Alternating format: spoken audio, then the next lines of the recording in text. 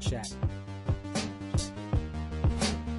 Keep it alive through these lines I write. I keep it live cause I thrive. I might just blow your mind tonight. I'm so hyped, but it's no hype. From this height, it's direct hits on sight. I'm your type, lend me your ears to show you that there's something in me. I'm not giving up, I'm standing right here, holding these days hostage. And I'll make this my year. We turning fear into love, and the love's in the air. I love doing this cause nothing compares. Nothing can share that same type of feeling when you feeling in flare. They can't catch it, it's havoc. I rip to a tear, switch the scenario. My stereos, I leave them impaired. Variables start to change and they're all in my range. I just gotta grab it, it's all mathematics. Every step is drastic, I make it fantastic. I'm trying to take your breath away. Asthmatic. This is live through the stereo. Go and let it blow, blow through the stereo. I'ma let them know through the stereo. Yo, here we go through the stereo, stereo. This is live through the stereo.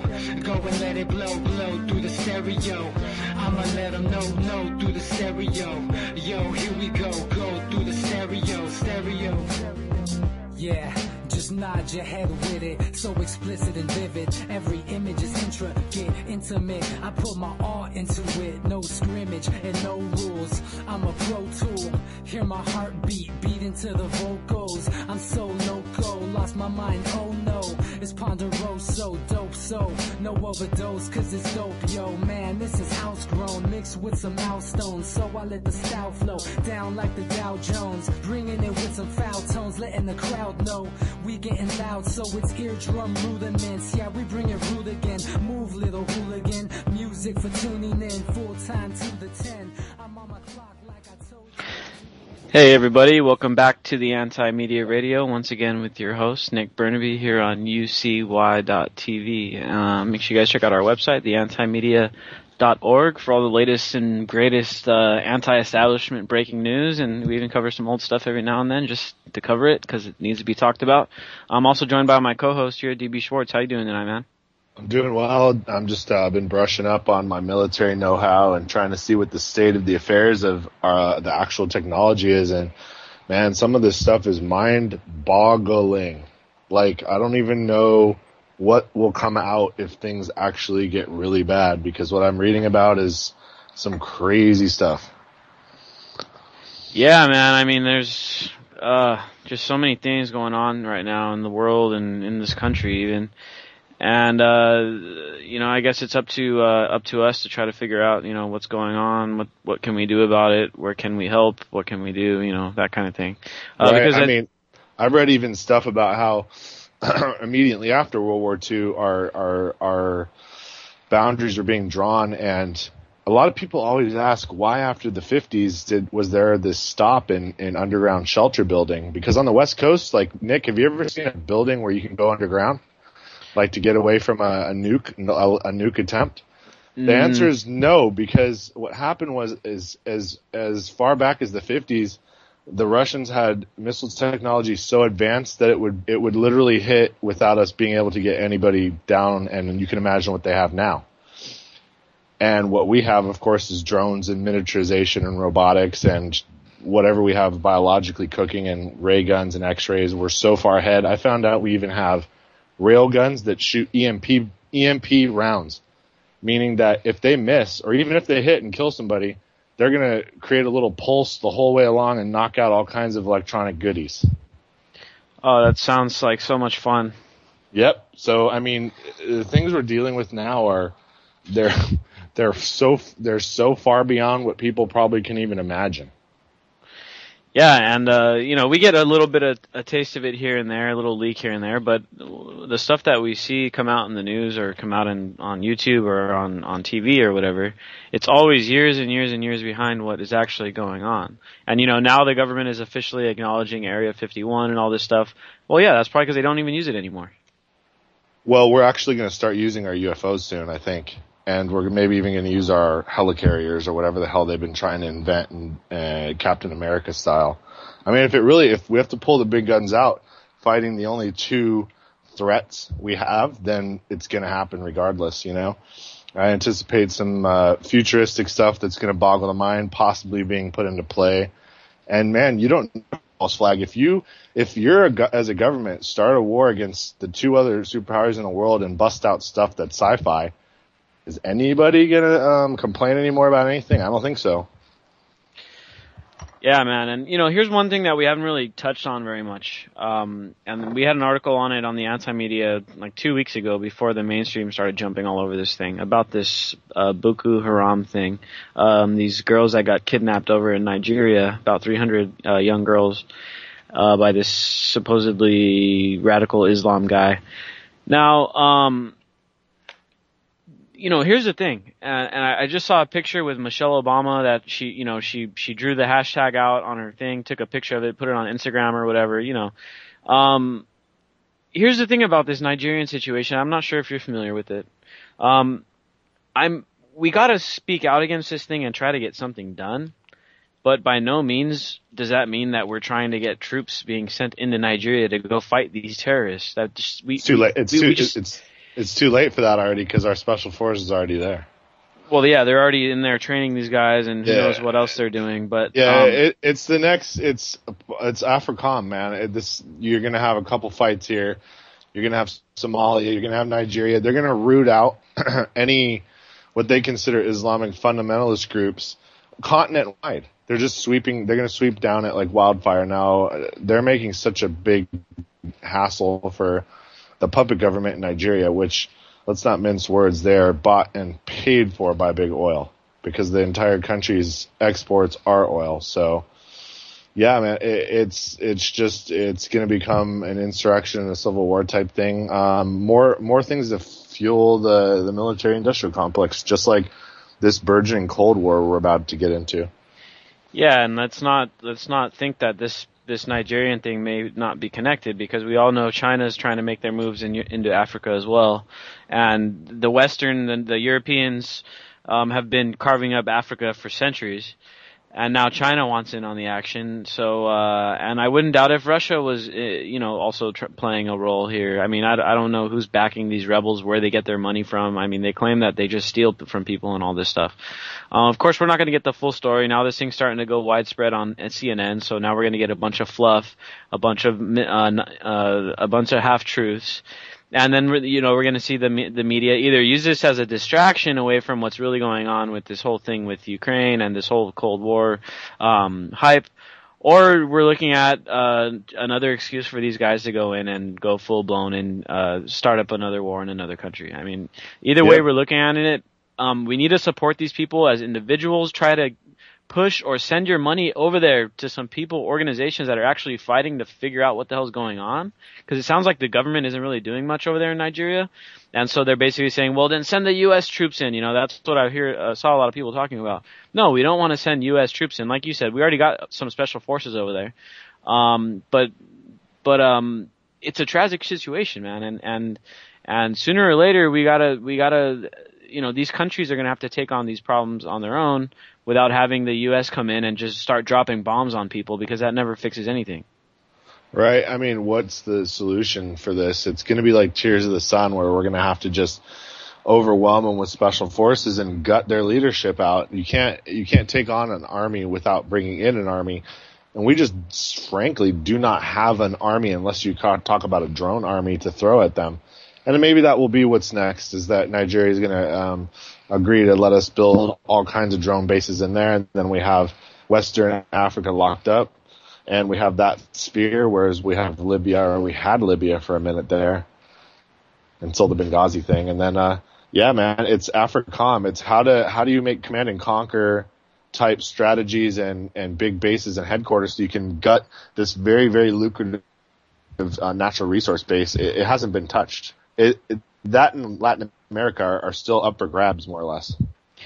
Now, here's the other thing, man. And while at the same time I don't want to be a quote-unquote conspiracy theorist, at the same time I do want to just question the official story here real quick. By no means do I believe in this or not, but I just want to throw out the possibility that this whole thing could also be just another false flag, and that this whole thing is staged. I mean, I'm just saying. I'm not saying that's what I think it's happening, but I'm not saying that that isn't what's happening either. So, it's just another thing that I think that we should just keep an eye out for, because it is turning into this sensationalized thing, and it is turning into this CNN 24/7 coverage thing. And, I mean, that's just one thing I just want to be really careful about.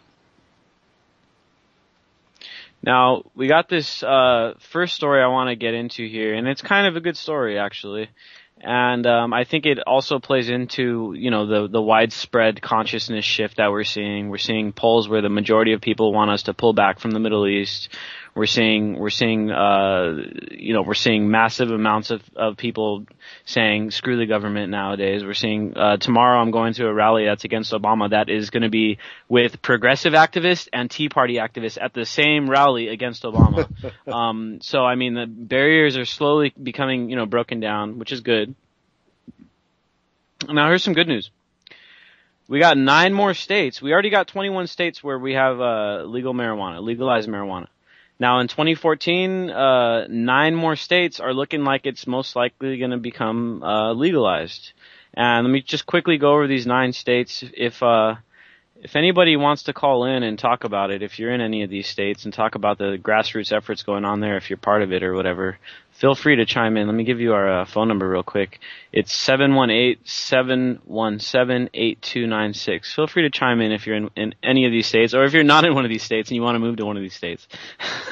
Maryland is supposedly going to be decriminalizing marijuana.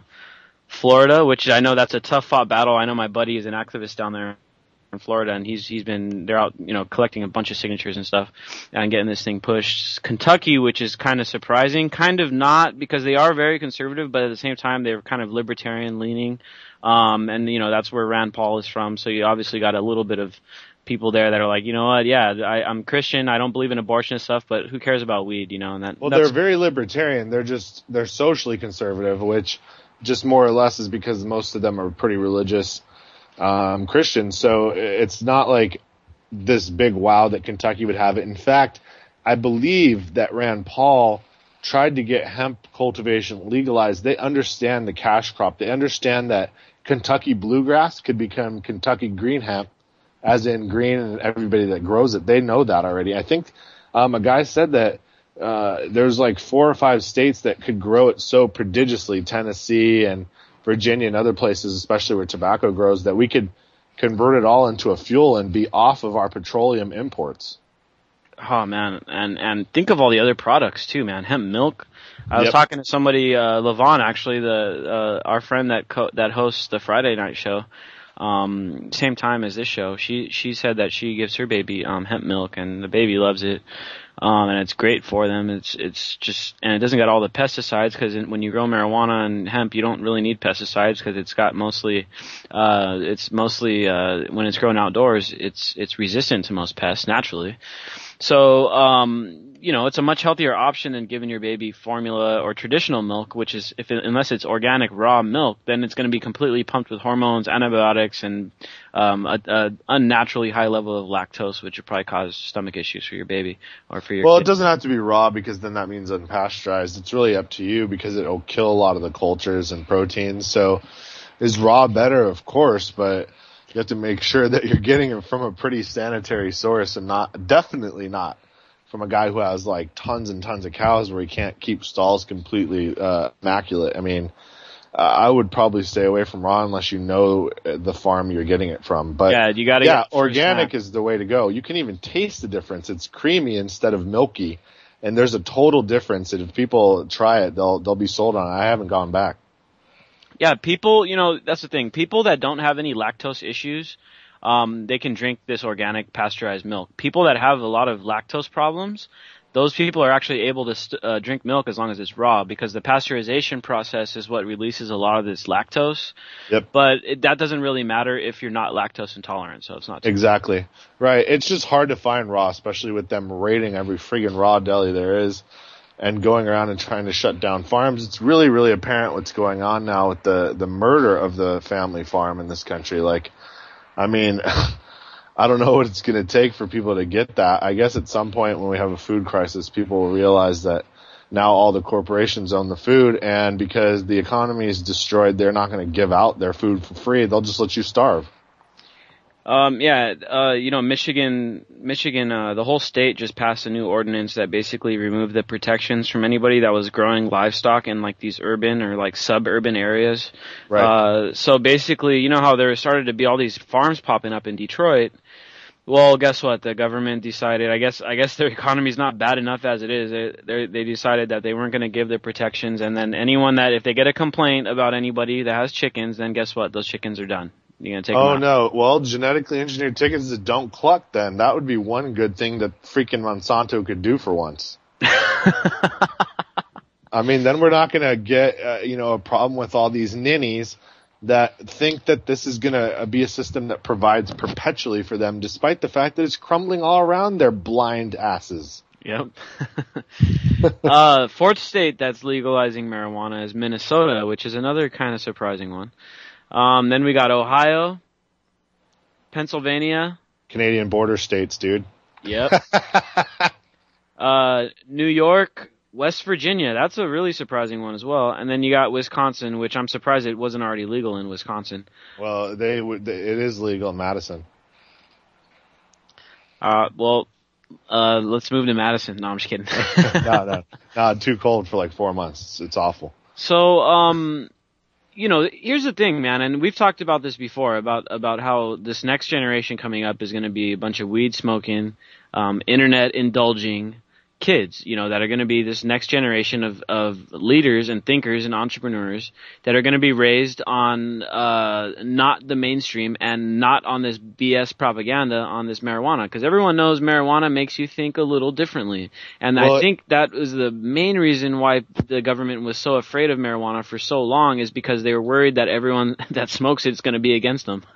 Right. What it does is it spurs the free growth of neural synapses, and it's been shown. So when they say it's bad for kids, well, kind of, because like your brain will have this natural pattern that it wants to go in, and if you smoke too young, well, you can disrupt that. Is that going to make something happen bad with you? Who knows? So I love the 8/21 to keep it in line with alcohol. That's fine too. But when you're an adult, it actually reinvigorates your brain, and it's been shown. And it's also been shown that it can be used in concert with, like we touched on last time, with shrooms to more or less cure you, and then taking it to the next step, the spiritual level, ayahuasca. All these things can reprogram your brain and get rid of trauma and make new growth. Yeah, and the thing that is effective for children isn't necessarily the intoxicating form of marijuana. It's mostly the CBD, which is the stuff that doesn't have this drug induced high. It's kind of just the medical properties of marijuana that these guys have been able to extract. There were these brothers that I think they were working out of Oregon, and they've developed this marijuana that was just extremely high in the CBD stuff, and that it wasn't the THC. And I have a friend that uses that stuff, and she uses it to treat her anxiety, and it works really, really well. And she was on all these pharmaceuticals, man, and these things were just making her sick. And so, she was formerly very, very against this stuff. She was from a conservative family, and this, that, and the other thing. And even having members of her family in law enforcement, things like that. I don't want to get too specific, but she started using this stuff, and it completely turned her life around, man. Like she got rid of all this sickness from all these pills she was taking. She was on 2 or 3 different pharmaceuticals, and now she just has a vape pen, and whenever she's feeling a little anxiety, take a little vape, and she feels a lot better. And it's all natural, and it's not bad for you, and it's vape. Absolutely. It's not, you're not smoking, you're not inhaling any carbon. It's pure vape. It's all, it's all, vapor and stuff. So it's not bad for you. And, so what it does, like on a physiological level, is that it gives your brain this extreme, synaptic plasticity. So it can work around more or less these physical clumps that'll develop in a brain from major events, and they hold you back, man. They're like PTSD and stuff like that. It actually affects your brain, and it makes a weird wrinkle in it, man. Like a tree's trunk has like a weird ring in it if something happens to it, like a fire during that year. You know what I mean? And it can help you rearrange yourself from a level that can be seen if you were to do a do a anatomy check on somebody or whatever that's called. You know what I'm talking about, but it'll do that to you. They're starting to see that it opens up your endocannabinoid system, and that opens up this entirely different lymphatic system with different lipids and all these things that can more or less spur your immune system to new heights. Yeah, man, and here's one thing I want to get into tonight, and it seems like this topic is at the top of the brain for a lot of the people I know, that in these private conversations I've been having with people. And everybody's starting to worry about this antibiotic resistance epidemic that is coming, and believe me, it's coming, and it's going to come really hard. And Yep. We're already seeing it with this MRSA, these MRSA infections and these flesh-eating bacteria. I know you saw that lady that the bacteria ate her face off. Yep. And she was just swimming in a lake. I mean, she probably had a little cut on her face, and she was swimming in a lake or a river. And then next thing you know, half of her face is gone because this bacteria comes up that you can't kill. And the reason why it's thriving in this water is because we're using so much of these antibiotics. We pee them out. You know, when we go to the bathroom, we piss these things out. They end up down in the water supply. They end up at these treatment plants where these bugs are getting doused with all these antibiotics and all these antibacterial. And it's from the soap, the antibacterial soap. It ends up in these same treatment plants. And eventually, there's going to be some bacteria that develop a way to be resistant to these antibacterials or to these antibiotics. Well, it's here already. The superbug epidemics hit already. Like, when we have reports of stuff like Ebola on the East Coast, that's indicative of the entire microscopic world. Like, things are bubbling up. They can keep it, you know, sterility. The great thing about living in our country and a lot of what I would like to say, quote unquote, first world countries is they're very sterile and they're very clean for the most part. And that really helps keep things at bay.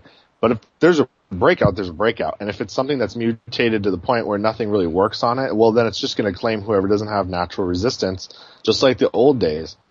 And they've kept a lid on it for a long, long time. I'm actually quite impressed with modern medicine that there hasn't been another black plague in a long time with this many people. But one day the ugly head will rear. And that's why you're so right. You got to look at it from two levels. There's the pharmaceutical, scientific level, and then there's this plant that's billions of years old that we grew up co-evolving with, like almost every other higher life form on this planet, and it opens up an entirely different system that keeps you healthy. Yeah, and you know, here's the thing. Most scientific, a lot of the scientific research done in this country is funded by the government. And I read a paper the other day on the state of things with this whole antibiotic resistance epidemic that's in the making right now. And it showed that only 1% of government funding for research, for pharmaceutical research, goes into looking into antibiotics and new forms of antibiotics.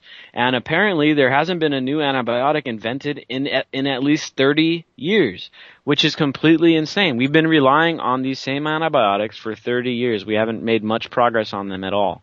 And they keep over prescribing these antibiotics. My girlfriend just got put on them, and the doctor didn't even do a test on her. He didn't even diagnose. All he said was, well, it can't be a virus, so we're just going to stick you on these antibiotics because it's got to be bacteria because your cough hasn't gone away yet. The guy didn't even do any tests, and he just said, here, just take these antibiotics. And that's the problem. They've been overusing these things like crazy. Like any little thing you got, here, try these antibiotics.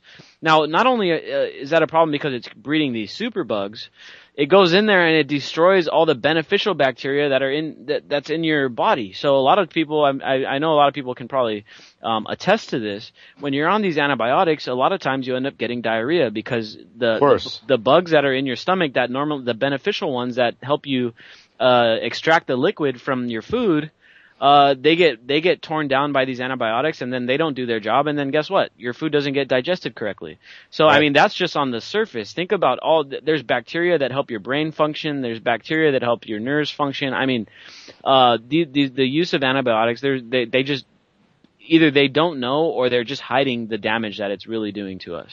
Right, and they're the old school way of thinking because the new one's going to be designer nanobots, man. They'll just go and find things. This is the future for the elite, at least. They're not going to deal with this stuff that they come up with in the labs. They'll have things they grow specifically for them with no tissue rejection that just keeps them spotless and clean inside. And that's what's going to replace it for it if you have the money to do it. And it's going to be crazy when these superbug epidemics hit, and you're going to be able to tell who's wealthy enough to have the good stuff. They're not going to be affected whatsoever. And then there's going to be the time-tested stuff that's going to actually probably provide a pretty good layer of defense. Olive leaf extract, chlorella, spirulina, you name it.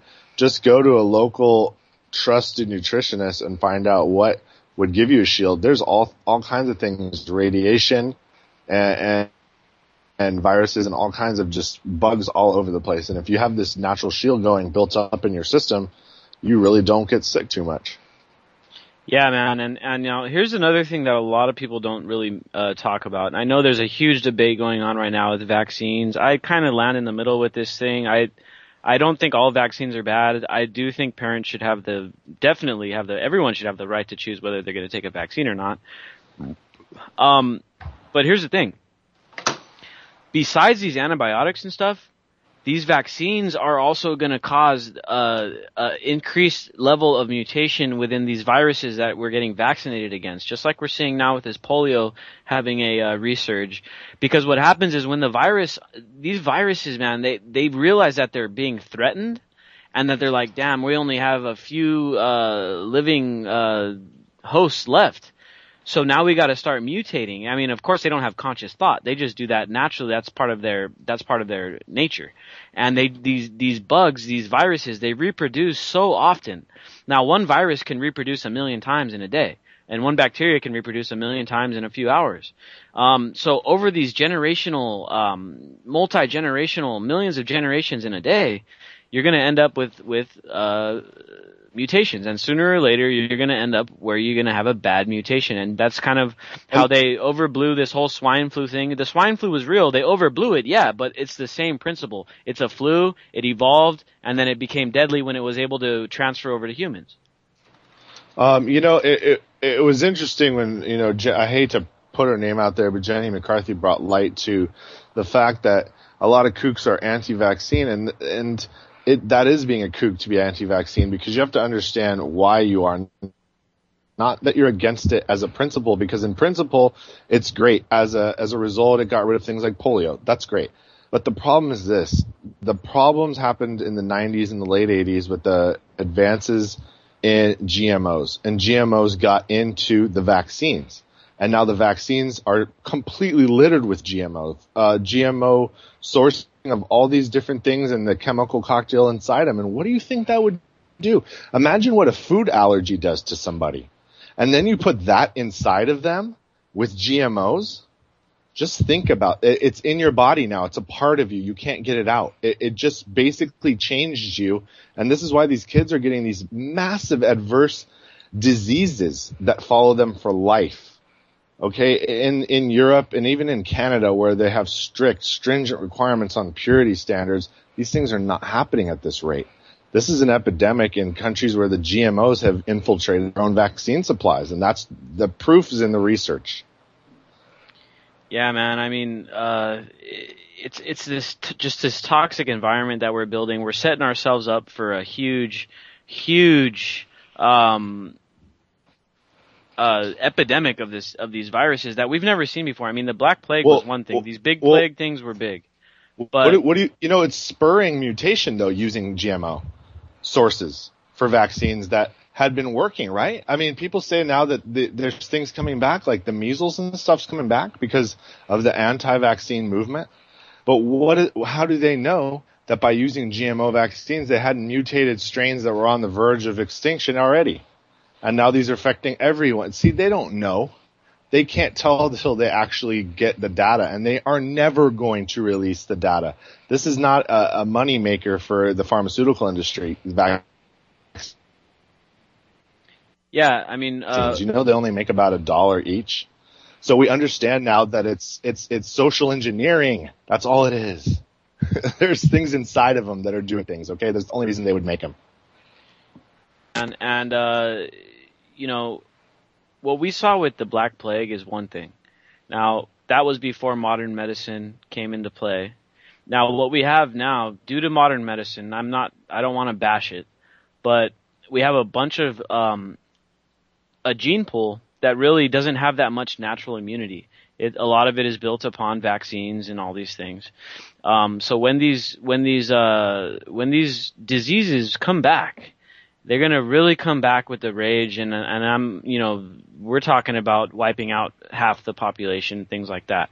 I mean, I wouldn't put it out of the picture that we can see that happen in the next 20 years, man. And it may not be our government being idiots that bring down the damn system. It could be just that we have overused these easy ways of treating these diseases instead of doing real prevention, like having a good diet and providing people with clean water and things like that, and not having so much standing water everywhere. Because let's face it, mosquitoes are one of the biggest ways of transferring these diseases, and rats and fleas and all these things. So, I mean, the real way of taking care and making the real effort to stop these things is not dropping 1 million vaccines on these poor kids in Africa.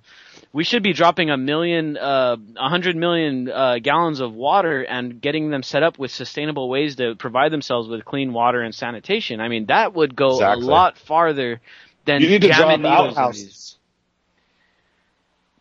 Yeah, man. You know I what mean, yeah, you need just to drop plumbing outhouses would be. and piping. Just airmail a bunch of pipes and so they can at least shoot it out into the ocean. I mean, something like, if there's one thing that seems to be a unifying trend of what we're talking about, it's the purity of our food and our water, and yes, our vaccines and everything else. That the inundation of the meddling by maybe they had good intentions at first, and a lot of the times they probably had horrible ulterior motives, but everything is toxic now. That's what it's just coming. It's becoming very apparent, and the wealthiest will buy the toxicity out of it. Do you see how everything is toxic, and you have to buy it out of your stuff now? And that's how they're filtering the human race out. You want to know how soft eugenics works and Depop works? There you go. Can you afford organic? Cool, you're going to be around. Can you not? You're not going to be. You're going to have cancer. You're going to become sterile. Yeah, and unfortunately, it's getting to that point. It's getting to the point now where surviving is becoming regressive, where the poor people just don't have as good of a chance of surviving, and it's been that way for a long time. And now it's just the problem is getting worse because the wealth inequality is getting much worse. I mean, I don't know if there's ever been as bad of wealth inequality as there is now, where 1,000 guys own literally almost all the wealth in the world. 85 own half of all money. They anticipate within the next 45 years will be the first trillionaire on paper, although we all know there's trust funds with north of 500 trillion in them that are documented. So, man, the wealth disparity is becoming to the point now where it's open season on the underclass.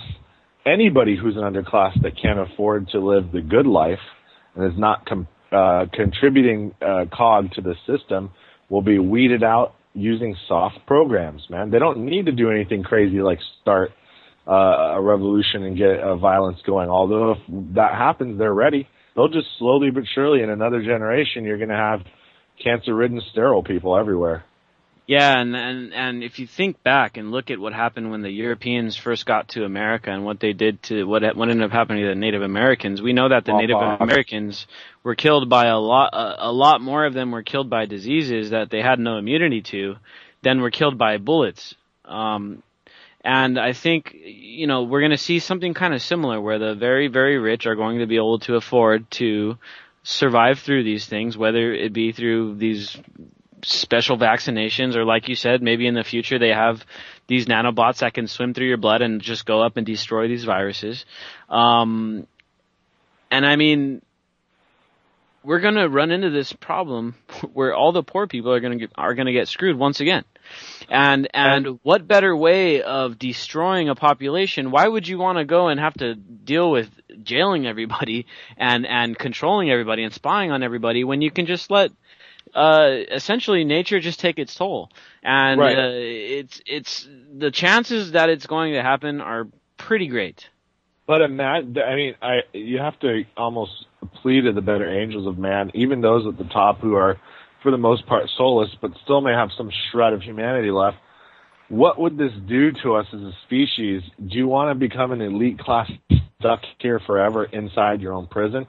You'll never be allowed off planet. If you have a shred of logic inside of your mind, you already know that there's advanced, whatever they are, races, intelligences, way above us, that control us, that dictate how we evolve, that keep us inside of this lockbox, and that we can never get outside of it off planet if we don't unify together and evolve, because they won't trust us, whoever, whatever they are. You can't allow something so dangerous out if it's not ready to, peacefully explore. And we need that Star Trek-nomics economy to come into play, and we have to have that wow moment where we all come together, and it can't be something like Bluebeam where we're under the control of the elite. We have to come out of our shell as a human race, and just everybody's got to be of this like mind and have this transcendence intellectually to get to the point where they realize this. Yeah, man, you bring up a good point there because, we don't talk too much about aliens and stuff on this show, but I mean, just by the sheer numbers and the sheer probability, the size of the universe, I mean, come on, they're pretty close to finding life on Mars, and that's just like right there. So for there to be life outside of the solar system, that's to me, that's like a given. And let's face it, if I was an alien and I came and I saw what humanity was at, like the state of humanity right now, I would not want these assholes going out into the universe, dude. I would not want these idiots going out there because of what they're doing to themselves right now. I mean, we can't even get past our own problems on this little tiny planet. And we're coming to a precipice. We're coming to a precipice. If you read up on it, this event that's going to take place is the make or break event. Do we stay enslaved, or do we break our bonds? Do we free ourselves? Do we understand that energy is really free? That mind-blowing concept, when I tell people that, they're like, how? I'm like, well, think about it, man. What if you had solar panels and a windmill? They're like, well, that's still not going to make enough. You're right. But did you know there's something called the electromagnetic sphere completely surrounding the Earth, and it's free energy for everyone forever? And that one guy figured it out, but then they pretty much made him a pauper and look insane and stole all his papers. And they're like, who's that? Nikola Tesla. Really? Well, if you read into him, you understand that everything's an illusion right now, because we've had free power for over 150 years or so, and they've kept it from us, and we've been working for that power. Right? Yeah, because that's the only thing we really look for. Everything else we could just build. Yeah, exactly. That's the energy is really the way, the real grid, because with enough energy, you can extract. You could extract water from air. You could extract water from the sea. You could plow your fields with free energy. Battery powered plow, battery powered tractor. You name it. It's not a question of can we? We can already. We just have to now. Yeah, and if anybody wants to look up, there was recently released Tesla files from the FBI, from the Freedom of Information Act. If anybody wants to check those out, just go Google it, Freedom of Information Act, Nikola Tesla FBI files, and you'll be able to see the files right there, man. And the amount of scrambling that went on as soon as Tesla died by the FBI, and there's always been these rumors that the FBI went and took his stuff.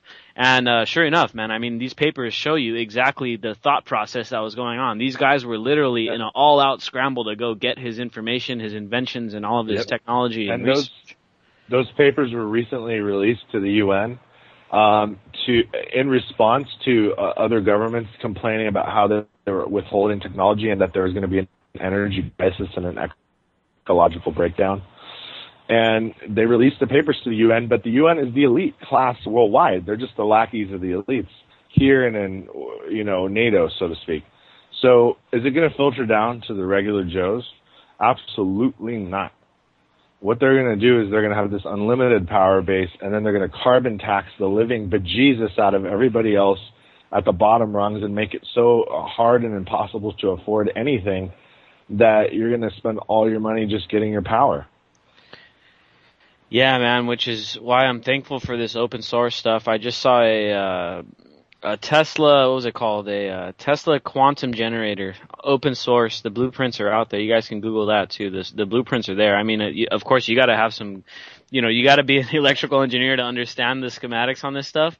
But I mean, these guys are putting the information out because what Tesla was able to invent on his own, now it's taken the hive mind about 100 more years. That just shows you how brilliant Tesla was. But the hive, the open source, everybody working on these ideas, it's finally coming to fruition, and these ideas are starting to come into play. Now, if we let the government take it over and then take over all control over the unlimited power for everybody out of safety or out of national security, whichever they're going to blame it on, it's going to be one of the two, then that's really, really dumb. Because then we're not getting off the grid. We're just going to a new form of electricity, and we're staying stuck on the grid. But if we do this thing open source and we do it at the individual, family, and community level, then we're talking about like a whole new paradigm coming into play. And we're already seeing it go on with solar. There's a lot of these community co-op solar generating stations going up all around the country now. And there's a big movement. I want somebody to just build like an Argonite pyramid with like a positive, magnetic pole, and then somebody else build, I don't know, like an onyx obelisk with a negative, magnetic coil on the bottom, electrify both, but put a big pool of water in between them and see if they can start a sphere and see if everybody's iPods and craft just power up standing inside of it and make sure that we have free energy and show it to the world. How awesome would that be, man? I mean, it would cost probably, I don't know, like $1 million for all that materials, but I bet somebody could do it somewhere and then just put it out. I mean, that's what it's going to take, is people experimenting and going out on a limb and putting these ideas into play. Because if not, I mean, we're never going to progress. We got to start taking chances, taking risks, and we got to start crowdfunding, because we don't want to have the government funding this stuff, because then they take over ownership of it, or they take control of it, or they co-opt it. Yeah, they co-opt it, they control it, whatever. And I mean, that's what they're doing now with. We talked about it on the last show. This Tor, with the Tor project, which is the dark internet thing. It's government created. All these NSA proof things, government funded. I mean, these guys are literally just controlling the opposition every single turn, and they got the money to do it. And these idiots that are making these companies are starting up these great ideas. They're selling out, and that's a big problem. You're creating an open source idea, and then you're selling out to the government. Come on, dude, what are you doing? So, it's going to take another consciousness shift in the business side of things too. Cause yeah, everybody's got to make money. Everybody's got to eat, in this current system. So we got to find some kind of way to crowdfund this research, slush fund for research to be done. And so that we can break away from this government funded research, which is not independent. And then anything that comes out of it can be shut down or disappeared, or it just gets co-opted. And it turns into Facebook, you know what I mean? Or they do what they do, like they did with the United We Stand festival, which, by the way, is going to have to be relocated now because of pressure put on UCLA to move it. Everybody kind of knew that was going to happen, right? I mean, we can see that happening, that the pressure's coming down now, because this is a group of people that are actually leadership going back to other communities, especially on the West Coast. If we start something down here, it will spread like wildfire. If we get little community gardens going with solar panels and all these other groundbreaking ideas we've been talking about, and just get enough people to throw just a little bit of money, LA is swimming in it. We're going to meet people with big time money. They'll throw just a little bit of pocket change and get things going, and it's going to change everything to the whole co-op we wanted. But see, they tried to co-op it, and I think the organizers realized, we're not going to give into these, whatever the demands were, right? And something's going to change now here. Yeah, man. They pulled the venue, even though the payment was sent, and all that stuff. Now the event's not canceled. They're just moving it. It may still be in UCLA. It may be somewhere else, but it's still going to happen. So they're just trying to figure out the final deets on it and stuff. We're going to try to have someone on from the United We Stand Fest tonight, but they're just so busy with the whole venue thing, that I didn't even really bother asking them, just because I knew they were so busy with it. But it's going to be a huge event, man. It's bringing together Wu-Tang, Immortal Technique, all these awesome artists and thinkers, activists, media personalities, and even Larry King's going to be there, which is pretty funny. And that's the thing, man. I mean, you can't help but wonder if UCLA did this because it was politically becoming uncomfortable for them, or maybe possibly jeopardizing some of their funding, because we all know that most of these schools are government funded. So, yeah, I mean, there's probably a big question of conflict of interest there. And they don't like seeing people breaking down these left-right barriers and bringing people together, because everyone's, they want you to fit into this, hey, are you Republican or are you Democrat? And we don't even mention anything else because everything else doesn't matter, and that's kind of the personality, that's kind of the agenda that's been put out there. And anyone that tries to challenge it, for instance, like a Ron Paul or whatever, you see how they get treated by the media, by the establishment.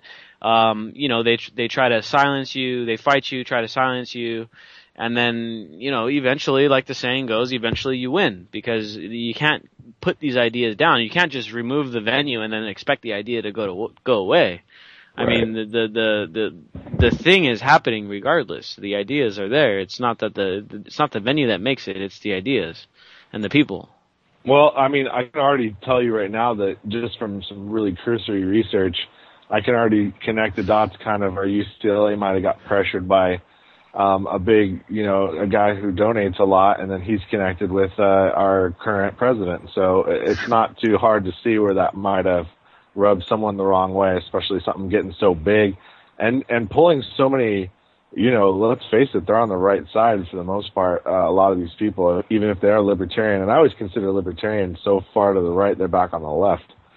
But, it's probably rubbing the wrong people the wrong way, who's given a hell of a lot of money to UCLA, and they probably just flex their muscles. Well, anyone listening that is planning on going to this thing, just keep an eye on our page. We'll post updates as soon as the new venue gets finalized and all that stuff. And I actually saw the venue they're looking at right now. It's nice. It's outdoors. It's still on UCLA, but it's a smaller venue. But it's outdoors too, which actually, honestly, I kind of like better. And it's cool that it's still at UCLA. But yeah, keep an eye on the Anti-Media Facebook page, and we'll post updates on it if you guys are in LA or if you're planning on heading out there. Either way. Now, kind of back to where we were at with this whole debate on the superbugs and the vaccines and the antibiotics. There's a cool development that I saw yesterday, and we posted this on the Anti-Media this morning, about this 3D printer out of China. This inventor came up with this huge 3D printer out of China, and mind you, the printer itself is kind of like the size of a warehouse. But this guy was able to print 10 houses in 24 hours, complete, for $5,000 each. I mean, and this is huge. And this goes back to this debate about how preventing these diseases are, I think, more important than trying to vaccinate against them or pump out these antibiotics. And this could be revolutionary, man. And this 3D technology it's kind of flying under the radar, especially in the mainstream. The mainstream tends to ignore it just because it's so dangerous when it comes to the manufacturing and the whole business establishment. Walmart, I mean, all these guys can get put out of business if 3D printing technology gets efficient, as it will be. It's going to get to that point very, very soon, maybe in the next 5 years. I mean, there's already some really efficient 3D printers out there that people can actually buy like it's a damn TV now. It's pretty cheap. But as this stuff gets more advanced and they refine these practices and get it cheaper, we're going to see 3D printing start to revolutionize the economy at just as much, if not more, than what the internet has done to the economy. And this thing with 3D printing these houses is awesome, man. And the guy, the inventor, he 3D printed a 10,000 square meter warehouse, which means it's about almost 30,000 square feet warehouse, which is pretty damn huge, if I may say. He constructed his whole warehouse in 1 month with this 3D printer. Wow. 30,000 square feet. Construction's about to be thrown for a loop because prefab houses now will be able to be shipped for, I don't know, $5,000, built from $5,000, outfitted and put together for another $5,000 on site and sold for $25,000. I mean, you can get a brand new house now for $25,000 potentially. So home ownership will be within reach of everyone, believe it or not, which is kind of a crazy notion. Thanks for technology. And something even more crazy came out today, which was, they created a living organism out of artificial DNA, and in essence, they did what they said they would always try to do, which is genetic printing. And you can be sure that there'll be over-the-counter pills for just about any kind of physical alteration you want to do over a long period of time. Like, I don't know, change your eye color or maybe get a bigger member or something like that.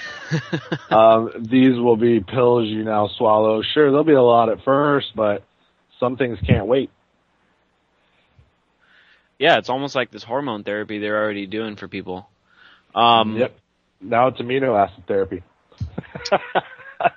Now, we got some Orwellian stuff coming out of John McCain's mouth, and God, when I posted this thing, you wouldn't imagine, you wouldn't believe, unless you guys actually saw it, how many people were like, why won't this guy just die already? I mean, I must have had like 50 comments. Do they put a brain chip in him? Because are they controlling him like remotely? Like it doesn't look like he's in charge anymore. Him and Biden, brain scan Biden, I think they both put chips in him, man, and they put him in the cerebral cortex area. I don't think they're in charge when they're up on the pulpit. Biden's a total buffoon. Look at John Kerry. I mean, the guy's a total buffoon. I think they're all chip, man. Like, it's required. I know. You can't let the mouthpiece do stupid talking. Well, in this case. Obama is like the biggest troll ever, and he just says stuff that are completely opposite of what he does. And then, this whole thing with Kerry saying that we're tired, we can't have Russia go in and just assert flex their military might over asserting their economic interests, which is exactly what we did in Iraq. I mean, I don't know if these guys just have a really short memory, or they just want to troll everybody, or if they're just trying to bait us out to see who's going to not fall for it. But apparently John McCain, and this is out of the anti-media from our new writer Justin King, which is an awesome journalist. Really lucky to have him on board with us. Apparently John McCain was on somebody's TV show, and the guy started asking him about these racist remarks that were coming down the pipeline from this guy that owns the Clippers. I forget his name now. But anyway, John McCain takes this question and he spins it into saying, see, that's why we need more NSA surveillance, so we can catch people like this. I mean, it's like he's trying to push for NSA spying over this. You mean to tell me that we need to have a anal microchip that's going to be attached to our throat box, John McCain? Is that what you're telling us? How would they be able to have caught him any other way than the way that she did it? And besides, do I really care? I mean, honestly, this guy should have been out when allegations were made years ago, when they made an investigation into it, which they didn't, under David Stern. Why? Well, I don't know. Maybe they were butt buddies for all I know, but they just never got around to it because of whatever dirty dealings happened. And then finally this guy Silver got in and he made it happen. But the fact is, we don't need to have surveillance on everyone. There already is on everything all the time. So what are they going to do? Probe you and put something in you? I mean, McCain is just, I don't know how Arizona keeps vote. I guess they just don't vote him in. He just gets in by default now at this point. Probably the same way how John Boehner just won his primary. So John Boehner's probably going to be back in Congress again, even though nobody likes him. I mean, even the establishment Republicans don't really like the guy. But, I mean, these guys just keep being reelected, and they've got a huge, most of these establishment dudes like McCain, Boehner, all these guys, they've got these huge war chests, millions and millions, and they're able to outspend the people trying to challenge them tenfold. And of course, if you can blanket the TV and you could blanket the radio with all these ads, then you're probably going to win. And you're able to... I say you vote with your social on your cell phone. Each vote is counted as 10, and no more polling stations at all. That'll more or less get rid of the fake democracy action we have. Go to a real popular vote, and then the electoral college can be wiped out, and we'll just go to that. We'll have rule of the majority, and people can see what it's like to have the tyranny of the majority, since we're so close to it anyway. I mean, yeah, and I'm not a huge fan of democracy. But in all reality, I think a direct democracy would be better than what the crap is that we have now, which is just pure oligarchy. because now we just have basically no say, no matter who you vote for. All my Democrat friends say they didn't vote for Dianne Feinstein. She still Nobody does. Nobody votes, but that's the thing. But if my vote counted for 10 and I could like put in whoever, and then like say Colbert went on and he's all, hey everyone, get in your phones, vote for me, and he started some multimedia campaign and he got in kind of like, you know, on a whim, that would change everything. That would shake everything up. People could start voting in on popularity, anyone, not just these establishment fools. Yeah, and if you know anything about the electoral process, I mean, it's like a complete clusterfuck. In order to navigate this thing, that's why you don't really see hardly any independents running, let alone winning. It's because they make it almost impossible for anybody to run. In California, they have this thing, I forget what it's called, but it's like this top two thing. So no matter what party you're in, the two people that get the most votes end up being, the only ones that get to run for the actual office. We're talking about the primaries. So if you're an independent and you're not able to spend enough money to register in the top two in the primary, because let's face it, the top two in the primary are probably going to be Republican and Democrat, then guess what? You can't run, dude. So it's a total fallacy. We do not have a democracy at all. Far from it. It's not even a republic, and I don't really like either one of them particularly, just because they've failed over and over again. But oligarchy is even worse, and that's what we're stuck with now. So I'd be all for having a vote by app, pure popular vote, direct democracy. I would love that better than what we've got now, because now what we have now is not very good for anybody.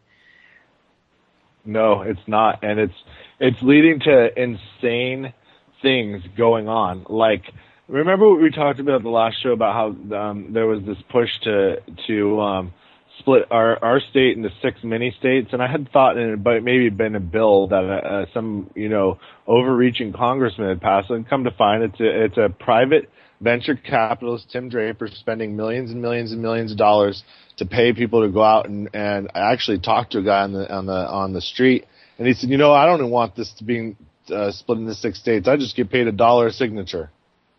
All right, this is what's going on. This is the kind of money being moved. $1 a signature means this guy's making buku bucks standing in front of Sprouts, getting morons to sign this thing, and it went through, and now it's going to go on to a vote in the House, and then it'll go on to the Senate.